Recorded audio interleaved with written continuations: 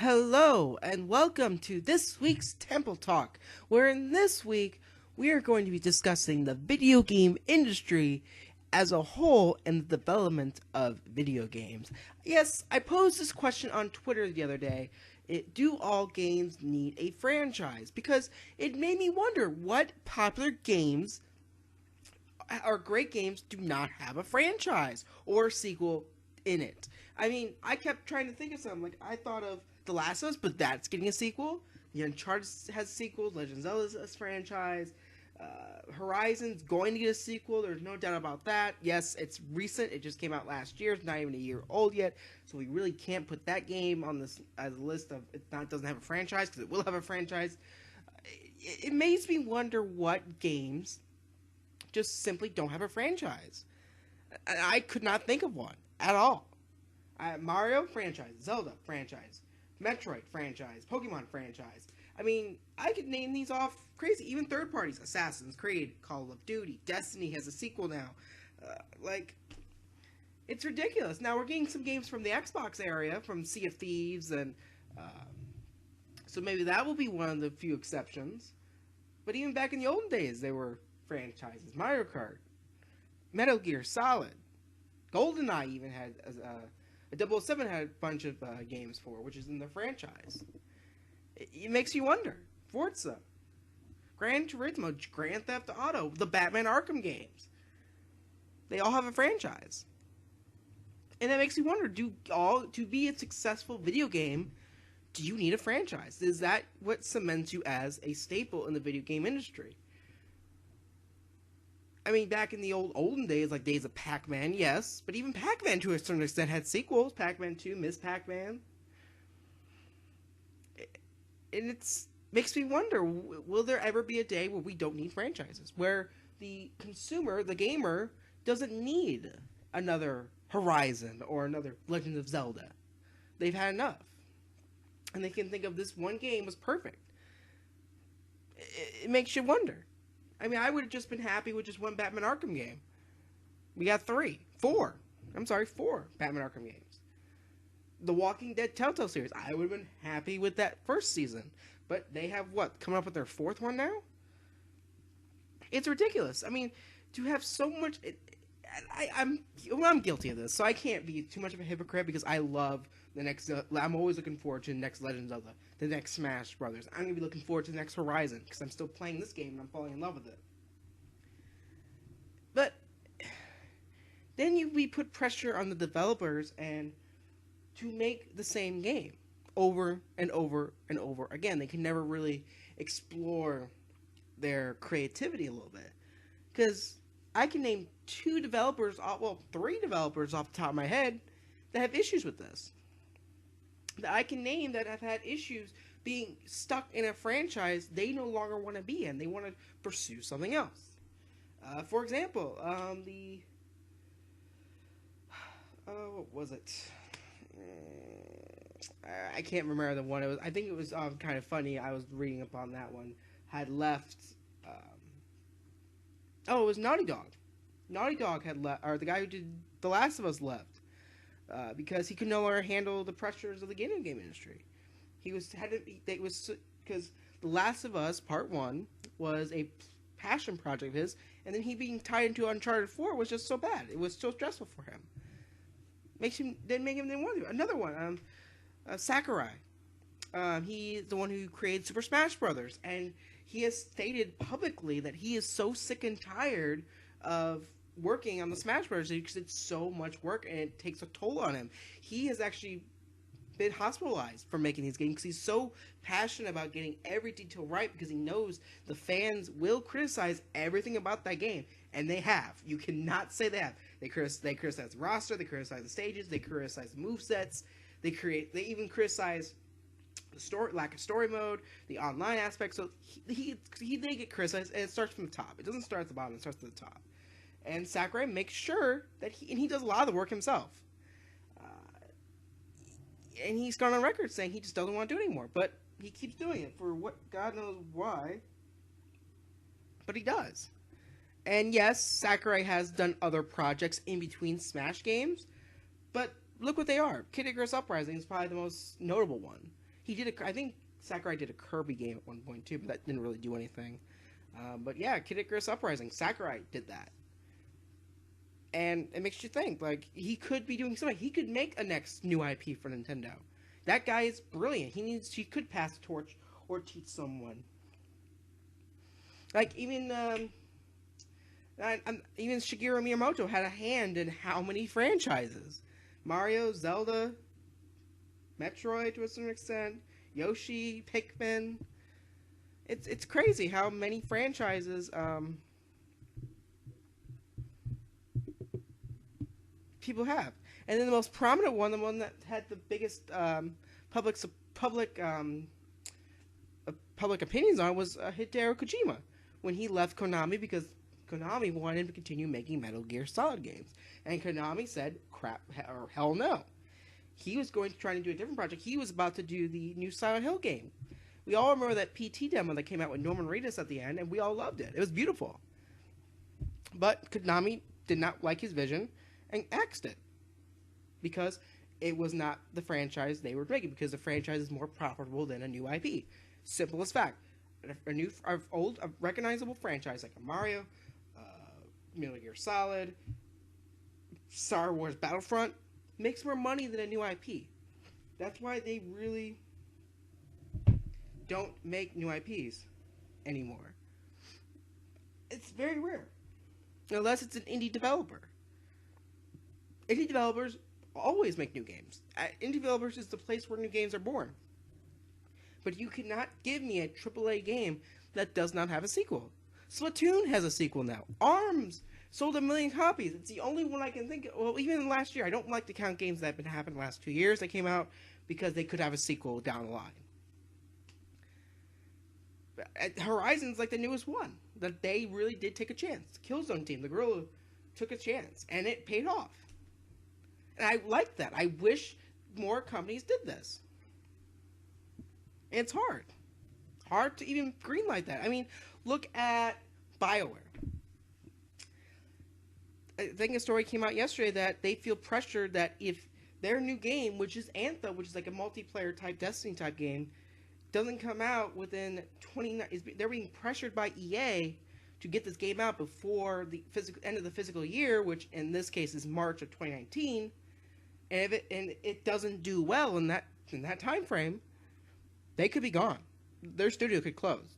EA will close that studio down, because they already had an issue with Mass Effect Andromeda, which did close their Montreal section. How is that? Like, because they're taking a risk. And they're taking a risk on that. It's a brand new IP. It's a brand new style of game. It's very ambitious of them. And they could possibly lose all their jobs. Which is scary for anybody in the workforce, to lose their job. And to have that extra pressure now that, oh, you may lose your job if this game fails. Good Lord. The stakes are high. And if a game doesn't sell well in a franchise, they try to reinvent it. Just make it better. And with the loot box craze putting into every other franchise now, from Battlefront to Dragon Ball Z, Fighters has some sort of a loot box, Overwatch has a loot box, just to get more money. Because they know the franchises that sell well will get that. So again, do all video games need a franchise? And all of you said no. But, like I said, give me a AAA game that is not a franchise. That hasn't come out in the last 2 years. Give me an old AAA game that's not a franchise. I really could not think of one. Which is crazy. Like, I'm trying to look at my games and I just don't see it. Watch Dogs had a sequel to it. Resident Evil's a franchise. Need for Speed, Resistance, Infamous, Mortal Kombat. It's ridiculous. Like, you can't name me a game that is not a AAA game. So, is franchise the answer? I know in the big companies that is the answer. You need a franchise to gain money and keep that fan base, because games will always sell that way. They'll always be excited. Ooh, the next Mass Effect is coming. Ooh, I want to play that. Ooh, the next Legend of Zelda is coming out. I need to get that. Ooh, Legend of Zelda is coming out. I need to get that. Ooh, Legend of Zelda merchandise. I want to buy that. Like, I'm still trying to think of games that didn't have a sequel or even a franchise. And I really can't think of one. Which is crazy. So, I'm not saying franchise is a bad thing as a consumer person. Excuse me. I love, like I said, I'm always excited for the next game. My favorite series, Smash and Legends. I'm always excited to see what the next one, but I'm guilty. So, do we need new IPs? I mean, for the longest time, Nintendo didn't even do new IPs. I mean, Splatoon was their newest IP, and before that was Pikmin. I think it was back in 2003, 4. I want to say. And Splatoon didn't come out till what, 2014, 15, somewhere around there. Because new IPs don't make the money. Simple as that. But that's just my thoughts on the whole franchise thing, loot box. And again, I hope that BioWare pulls this through for Anthem, because I like their Mass Effect games. I didn't like Mass Effect Andromeda because it had so many issues, but they're being pressured. All these developers are being pressured into making money, and it's crazy. It's no longer the video game industry as a whole has turned the passion projects and creativity into greed and money. Really, I mean, you look at some of these companies, EA being one, they're money hungry. They really are. Look at Battlefront 2, that whole loot box craze that came out over the holidays. I was downright not going to buy it because loot boxes. And it was, even though I was a big fan of the first Battlefront, it had its problems, yes. I was not going to buy a second one because I was not going to let EA win this. And the only reason I bought Battlefront 2, is because of them removing the loot boxes from it. And to be quite frank, Battlefront 2 is not that good of a game. It's really not. The story mode is lacking, and the multiplayer is left to be desired. Simple as that.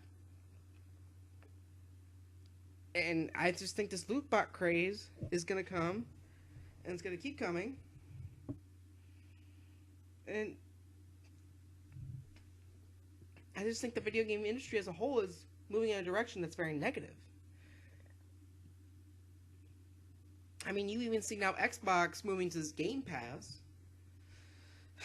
And who knows what that's going to do to the video game industry. Because I like my physical copies. I do. And with Xbox, with this Game Pass, it's pretty much the nail in the coffin for all physical games for the Xbox. It really is. I mean, I was reading the report today that the Australian retailers are pulling the Xbox system out of their shelves. Off their shelves. Because they said, why would we want to sell this when we can't get the games for it? And they're right. What's the point? The software sells. I mean, every gaming company, Nintendo, Sony, and Xbox, and Microsoft, lose money when they build a console. They always take a hit. It's the software that brings it back. And the software sells the systems. The more software they sell, the more systems they sell. But that's just my take on the whole video game industry. Like I said, it's going down a path that I think will cause issues down the road. Again, I always want creativity. I think a industry of creativity and innovation. And that's probably why I like Nintendo so much, because it really doesn't go down that path. It's not greedy. It doesn't focus on graphics. Sure, graphics are great, but look at the Switch. I can play that thing anywhere I want to. It is so cool that I can play it on the bus, on an airplane, in a park, in my bed, at a family vacation, on the beach. I mean, it's ridiculous. That's amazing. That's a great innovation. And it's playing AAA games. It really is. What's Xbox doing right now? Yeah, its graphics are great, but I think we've reached a point where graphics really don't matter as much anymore. And maybe I'm wrong, but I never buy a console based on graphics. It's based on their games. And PlayStation has been on the top for quite some time now, and they don't need to innovate. They really don't. They don't need to innovate at all. which is sad. They're doing the stuff with the PSVR, which is a good step, but that's a prototype. They have no idea where that's going to go, and it probably will fail in the long run because there's no software for it. There has only been, in my mind, one big AAA game for that, and that's Resident Evil 7 Biohazard. But that's my rant, I guess, my talk for you guys this week. I posted this on Twitter, me and a friend of mine, Antonio Guillen. I'm butchering that name. It's hard. But he and I were discussing this, and he agreed with me in the long run that games don't need a franchise. But I want to hear your thoughts in the comments below. Do you believe games need a franchise to succeed in the gaming industry? And what are your thoughts on the gaming industry as a whole? Is it going in the right direction? Is it going in the wrong direction? Or do you think it's just staying stagnant? Do you think they're not innovating? Let me know in the comments. And as always, guys, if you like this video, please like it down below. It really helps the video out. And as always, subscribe to Temple of Games. It really helps the channel out. It helps me promote the channel. It gets me more subscribers and views, which will allow me to create more content and better content for you guys down the road. And always follow me on Twitter. I know this is coming up a little late tonight, guys. I do apologize, but I had to get some more information in for this Temple Talk. So yeah, definitely do all that. And as always, guys, thank you so much for joining me tonight and listening to me rant about the video game industry. And as always, guys, good night.